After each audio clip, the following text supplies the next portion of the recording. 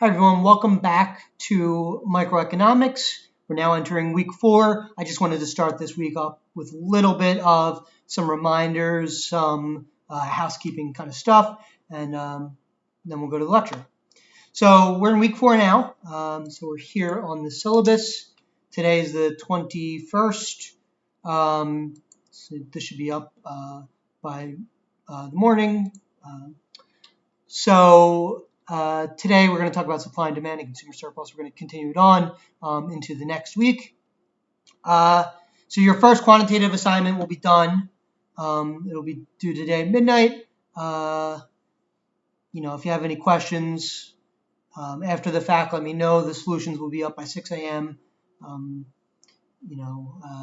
So feel free to take a look at the solutions, and if you're like, this doesn't look anything like what I just submitted, I have no idea what's happening, feel free to hit me up.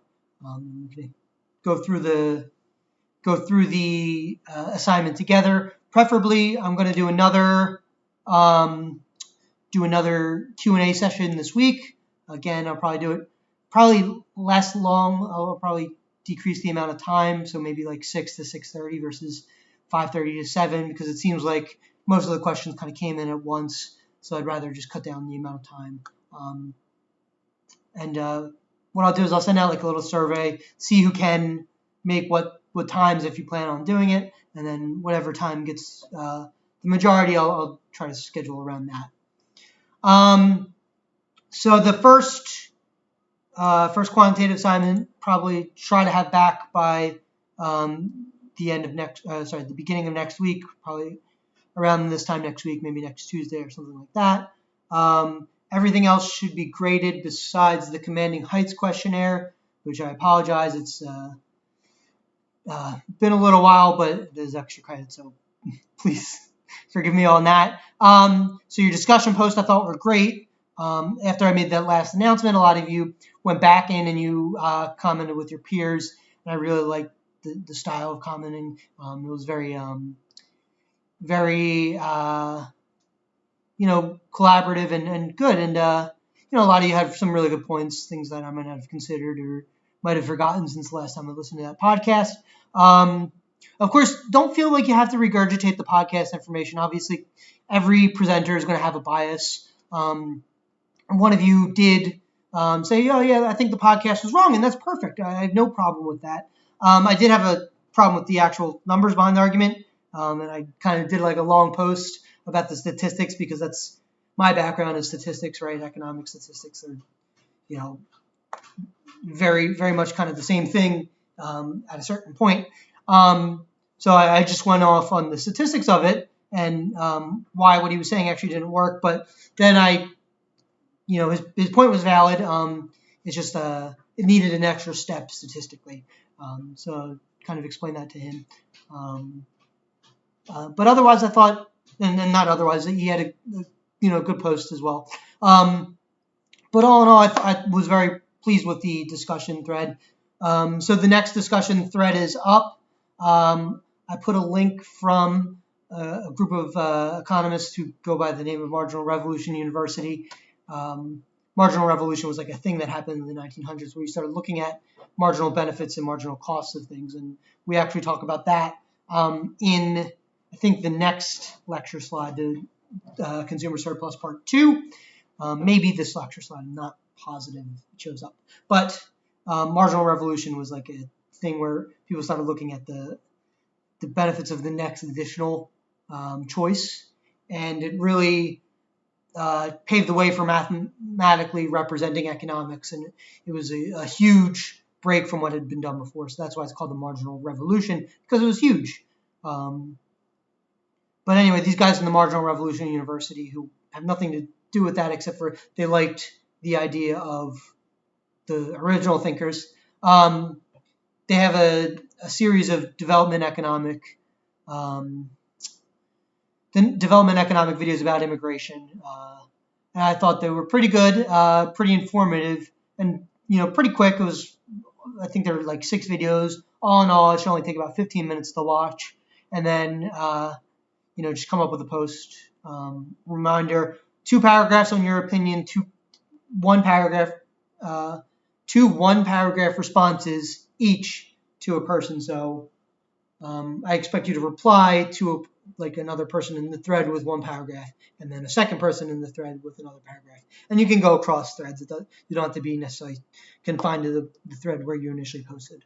But as long as there's 4 total paragraphs, 2 of your own, and then 2 in reply.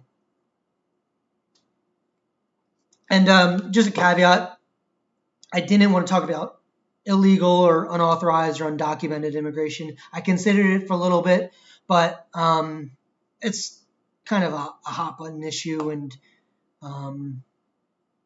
I didn't want to risk people getting a little heated, even though I know that the last one could be hot button for a lot of people. I think this one was important, but we could also just restrict the thread to legal immigration, and it'd have the same importance and the same economic implications without, the human rights and the, political science aspects of it, which would just murk things up and kind of take you away from the economics of it, which I care about a lot, but I don't, for the purpose of this class, I don't think is relevant. So restricted to legal immigration, legal, authorized, documented, legal, whatever word you want to use, legal immigration. Okay, so I think that's enough said. So we're now entering week 4. So chapter 3 has already been up. It's due 9/28. All your McGraw-Hill assignments are up at this point. What else? So commanding heights, I'm actually going to push this deadline back just because I haven't written the assignment yet. So I want to give you extra time to prepare it.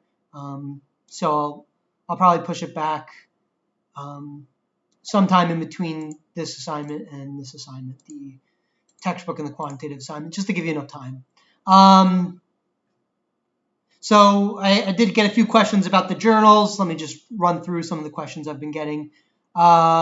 So they are all due at 12/7, regardless of when they're posted. I just don't want to post them before the corresponding lecture. So for instance, this week I'm going to post up the trade journal because now you've had time to think about trade. If I posted it in week 1 and I asked you questions about comparative advantage, and you're like, oh, I'll just do this. I like trade. I'll do this journal. And you'll be like, what is comparative advantage? I don't want to talk. I don't know what's happening here. You're either going to submit stuff that doesn't make sense, or you're going to go to a different journal. I don't want to dissuade you from thinking about the trade journal. I just want to introduce it at the proper time. So the trade journal will be up tonight. And I'm basically just looking at kind of a history of trade and a particular news article about the Trans-Pacific Partnership. And this was like a trade deal that was kind of scrapped, but it was looking at kind of who benefits and who loses in the international trade environment. And if you remember the lecture, as long as the prices are in between the opportunity costs, both countries can benefit, or both people, or whatever the agents are, can benefit. But in the real world and in more complex models, less abstracted models, we can look at countries as having 2 types of people who have comparative advantage in one good, and or 2 types of people within a country. So let's say my country, the United States, has comparative advantage in cars, and within the country I have people who want to produce cars and people who want to produce songs, right? If the United States has comparative advantage in cars, they're going to start producing more cars at the detriment of, when they introduce trade, they're going to start producing less songs. So that within the country, the people who produce songs will do worse. So that's kind of what the journal's looking at, and that's kind of how I want you to think about it when you're doing it. But I'll post that up tonight, and if you have any questions, let me know. But it's not going to be due till 12/7, so you have time. But yeah. What else is up there? I did have a question about this Prisoner's Dilemma journal. Why is it called Prisoner's Dilemma? So if you look at the Hawk and Dove model, I kind of skirted around this, but the first Hawk and Dove model, before I made destruction to be so high that it's not actually beneficial to when Hawk and Dove, when the destruction model, or excuse me, when the destructive variable, the D in the so it's like V minus D over 2. When D is sufficiently high, Hawk Dove and Dove Hawk become the equilibria. And if you don't remember this, don't worry. I'm just getting into a technical point here. But it's not something I want to test you on. I just want to explain something because I got a question about it. So anyway, if D is sufficiently high, then what happens is you're entering into a true Hawk Dove model. But the first model I actually introduced was a D that was low, where both countries engaged in war. That's what you call a prisoner's dilemma model. So they're very similar models. It's just based on the size of the variable. Hawk and Dove can become prisoner's dilemma, and prisoner's dilemma can be Hawk and Dove. If it's sufficiently destructive, it becomes Hawk and Dove. If not, then it's prisoner's dilemma, where both players engage in something that's not a great outcome for either of them. And all that's to bring around in the journal. I had this video up for Nick and Ibrahim. Is a game called Golden Balls, where this guy is trying to get Nick to split the money or be dovish, when Nick himself is saying that he's going to be hawkish. And that model actually maps to what's called the prisoner's dilemma model, which is, again, very similar to the Hawk and Dove model, but just a little bit different based on that one variable size. So yeah, that's why it's called the prisoner's dilemma in the course work. I think I just titled it Journal 1, but the topic was, discussing this one particular model, which we call the prisoner's dilemma model. Trying to think any other questions I got. I think by now, people who've watched the lecture, are pretty familiar with graphing in Microsoft Word. And just a reminder, you can do that. You can also take pictures, take snapshots of if you want to handwrite the work, you just take a snapshot of it, put it in PowerPoint so that I can see your work, and just put it in order. But please don't submit your homework one JPEG at a time, because it's really tough to look at and tough to grade when there's 6 JPEGs per person and there's 40 people, and I gotta go through and see see what your order is. It just adds a lot of time that's unnecessary. It's inefficient. So please don't do that, because I will penalize you for that. The big thing that I want to talk about, what is plagiarism? Plagiarism is taking someone else's work. It doesn't have to be a peer. It could be an online resource, and presenting it as your own. The academic integrity the academic handbook has a definition on academic integrity, and it's in the syllabus. And I don't want people to accidentally cheat. I don't believe that most of you did. Maybe a subset of you did, but just, the past is the past. Now that you guys know what plagiarism is, you have no excuse. I'm never this lenient. I want to be that clear. I'm never this lenient. Full disclosure, I've had people fail the last week of the course who had to pay out of pocket for the course because they cheated on the final. I can't stress enough how easy it is for me to find a cheater. So please don't. So I give people the benefit of the doubt. And the reason I feel comfortable doing that is because I'm going to let you revise your McGraw-Hill assignments, whether I think you cheated or not,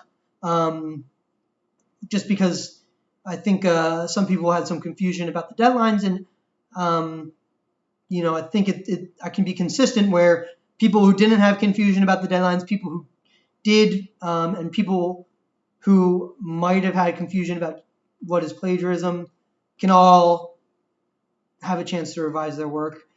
Again, I'm never this lenient, so don't push it, because I can't be this soft, and I won't be this soft. You're gonna,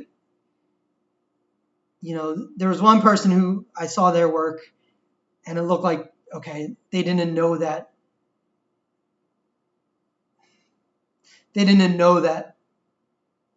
looking off of this source and having such a high similarity answer was cheating. And I actually think that they were being legitimate. But I couldn't just save them and not save the rest. But I'm not, now that everybody knows and is on the same page of exactly what I mean by cheating, looking off of each other's work, looking off the internet and taking that work and presenting it as your own, which doesn't include summarizing. You can summarize things, but if you have the same phrase or an incredibly similar phrase, that's different. If I see the same phrase repeated 6 times, even if the words are a little bit different, but I see the word economic principles if they're proven, if a hypothesis is proven, then it becomes economic principle. And if the next person has, if a hypothesis is proven, then it becomes principle. And the third person has, if an economic hypothesis after being tested is proven, then it becomes principle. They're all the same answer. Like, they're similar enough that I know that you're not coming up with it on your own. Just read the textbook, and you're going to summarize the textbook. And, you can have, I'd even accept pretty similar answers to the textbook, because obviously that's going to be your primary source. And that's really should be the only source you need to consult with these assignments. So if your answers are pretty similar to the textbook, not word for word, but you're explaining you're regurgitating the material in the textbook in your own words, that is, essentially the assignment. That's what I expect you to do. I don't expect you to copy and paste directly from the textbook. And I don't expect you, especially not to copy and paste from a third-party source like Quizlet, which is where I found the cheaters. So at any rate, all this is to say, we all know what plagiarism is now. Nobody can feign ignorance. I'm not going to explain it again. If I see it again, you're going to fail. Like, I've had too many warnings, more than I'm comfortable giving. Someone brought this up to the dean and the associate dean, and I explained exactly the scenario. And the dean said, "Hey, I'm not going to tell you what to do, but you have our backing." And then I told her I wanted to be lenient to this particular student, one particular student, not the person who complained. So, there's no more warnings. There shouldn't have been this many warnings to begin with. This should have been the action time. And I feel bad for the students who have been playing by the rules this whole time. And, accept as my apology the fact that, if you got a 100 out of 110 on your McGraw-Hill assignment, you can get those 10 extra points. But I'm sorry that I'm not grading to the syllabus in this particular moment and that I didn't fail those people. But it is a very strict punishment. And at least one student, I think, truly didn't mean to cheat. So, yeah. I feel like I shouldn't talk on this anymore. I'm not having any more arguments. You're going to get a 0. I refuse to spend any more time on this. That next point being said, though, everybody has a chance to revise their McGraw-Hill assignments. One of or a few students pointed out that McGraw-Hill, when it when you restart your assignment, so let's say you do it in 2 sittings, the grades don't carry through directly. So I should have gone back and made sure that the grades carried through for both. So there's like a manual grading component that I have to do and an automatic component. And I think only the manual grades went through for the people who did essays in a different sitting. So just make sure that your McGraw-Hill assignment isn't like a 30 out of 150 if you expect it to be pretty good, like if you've answered all the questions. And then going forward, I think I've changed the settings so that if you do a second sitting, it should all be in one assignment. Just double check that that's the case. If that doesn't happen to be the case, let me know as soon as possible so that I can go back and make sure that it is the case. Because it's easier for me, it's easier for you, and particularly for the people who are revising their McGraw-Hill assignments 1 and 2. That way you don't have to go back and do the whole assignment over again. It should just be the questions that you think you got wrong. All right. Just give me 1 second. I'm trying to think of any other questions that I might have gotten.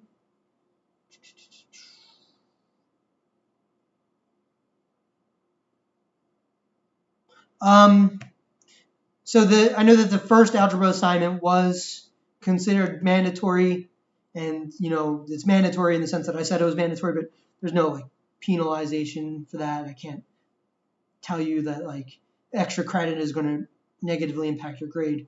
But it was mandatory in the sense of everybody should have done it, and if you didn't do it, I think you're at a loss, because I think if you're sketching on algebra such that there was a high opportunity cost of your time of doing it, then even though you take the opportunity cost in the week 1,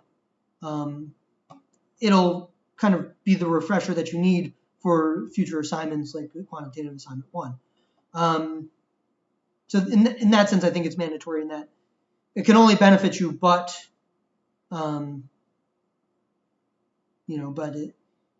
not doing it can only hurt you, and that's why it's mandatory. But extra credit assignments hereafter are not mandatory, so you don't have to do the commanding heights.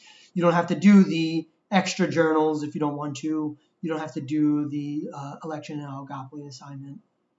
They're all for your benefit. So in total, there's 1, 2, 3, 4 straight extra credits plus the 3 journals. So you still have 10% extra credit. Is that right? 3, 4, 3 journals. Yeah. So that's 10% left of extra credit. So, if you're still having a hard time, there's plenty of opportunity. And then so I mentioned that I'd be doing Q&As. If you ever want to have an off-topic conversation, one of the students, after he was done asking his questions about the homework, had some questions about market structure, command versus command and plan are the same thing.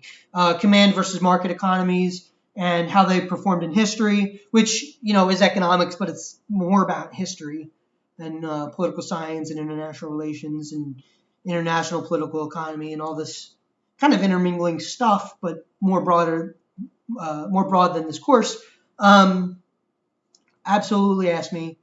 I want to be your resource for anything in economics that you need, and I do consider myself a subject matter expert on political economy, even though that wasn't what I went to grad school. Well, kind of what I went to grad school for, but in a different vein. Political economics in grad school is very different. But my fields in grad school were international trade, industrial organization, and then to a lesser degree political economy. But I also minored in, I double majored economics, political science, with a minor in development economics and Japanese. For some reason, if you want to talk to me about Japanese history or politics, I'm decent enough at that too. I can't speak the language anymore, so don't try to speak to me in Japanese. But all that's to say, if you want to talk about history, if you want to talk about political science as it relates to economics, if you want to talk about finance, that's something I have a career in. So I'm decent at finance. I'm not out there trading derivatives and crazy options and whatever. But I can tell you 90% of what the average people will trade, and give you a brief summary of where the markets are at, that kind of thing. Again, I'm not here pricing options, so if you want to ask me about your particular portfolio, I can give you general tips, but I'm not going to be responsible for your money. Let's put it that way. So yeah. All that being said, let's get into the course.